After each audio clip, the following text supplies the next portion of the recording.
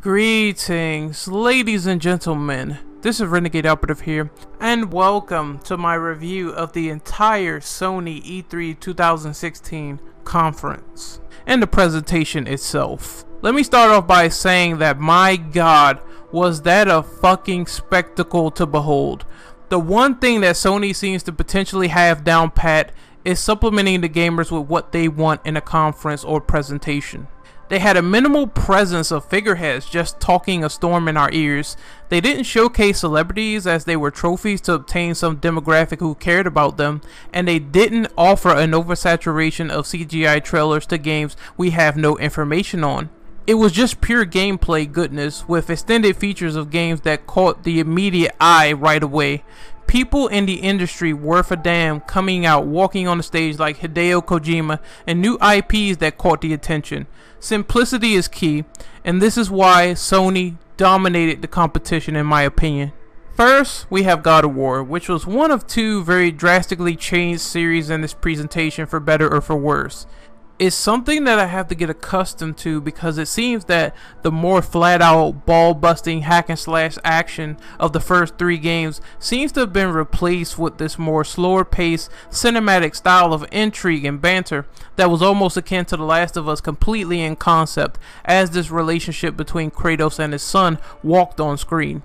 The combat is still very visceral as ever. It's just a lot more subdued and almost on a more gritty scale against the Norse mythos of monsters and creatures. I'm loving the look of the older Kratos, though I'm wondering how will this fit into the canon after God of War 3.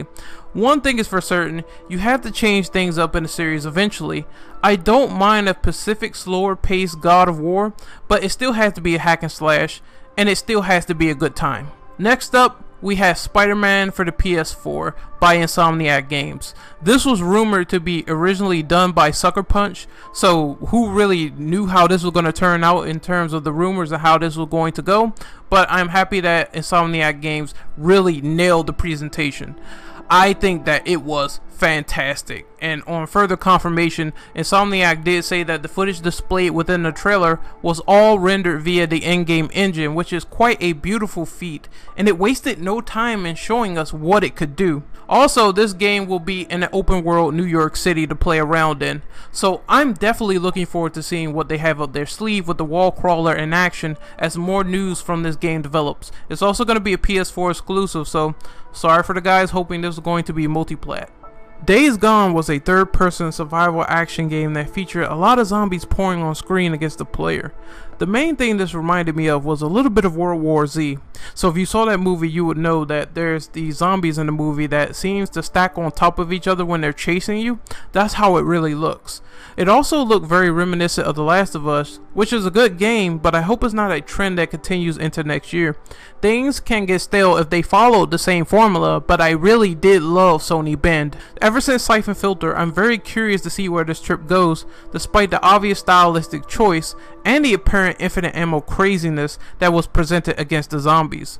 Hideo Kojima takes the stage once again with his string of heavy-handed and cryptic intrigue when it comes to his latest offering with this PS4 IP called Death Stranding.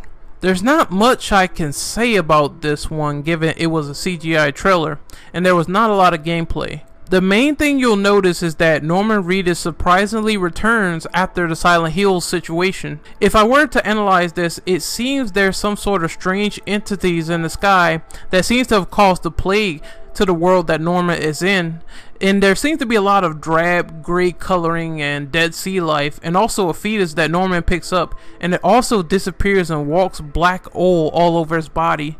It's very bizarre, but given the neon on Norman's cuffs, it's very apparent that they will stick some sort of sci-fi, supernatural element into the mix. I can't wait to finally see some gameplay of Death Stranding the more it develops. Now, on to the big one, which was Resident Evil 7. And I am a big RE fan, everyone knows this. So I'm going to tell you that my first impressions of this was, initially, it really didn't amaze me that much. And allow me to explain. The Resident Evil series was a hallmark in survival horror. It was innovative, it was unique.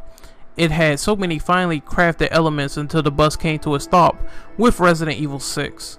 It's unfortunate for me to say this, but I think that Resident Evil 7 just came out at a bad time. It seems to be Capcom's attempt to cash in on the VR first-person horror craze from games like Outlast or PT. I haven't played the demo for RE7, but I will in due time. For extra clarification, they did state that this game will be first-person throughout, so there will be no third-person camera angles, and Capcom themselves said that the new demo was running on the RE engine, which looks gritty and grimy and not going to be representative of the full product. According to them, the demo is not representative, but we'll see what happens when that comes out. It comes out sometime in January 2017.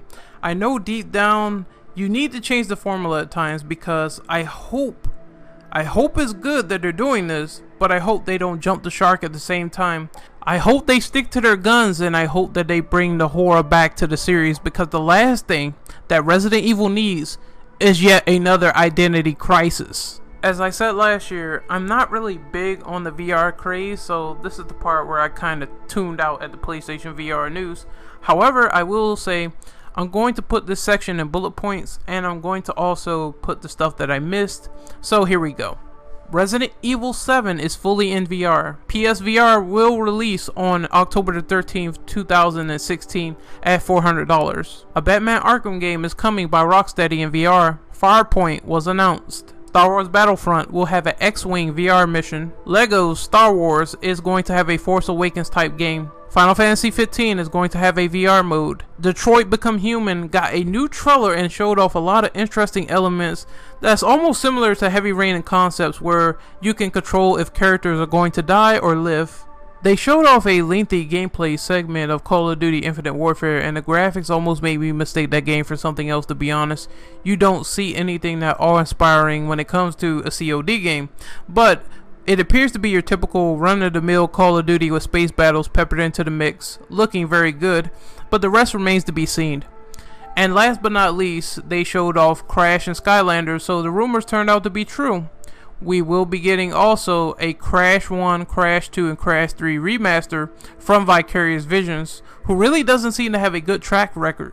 Before we drown out this in peace and disappointment, it seems, I'll stick to my original guns and say that the VR campaign, while not impressing, everything else they showed at that event is. Everything was up front and center in terms of extended gameplay presentations, and Sony really knocked it out of the park with the stuff that we weren't expecting, or we were expecting it, but it turned out to be good in the end. I'm also hoping that the PlayStation experience is a much improved attempt, as this was, but for now, I will give Sony's E3 2016 conference a well-deserved A+. Great job, PlayStation.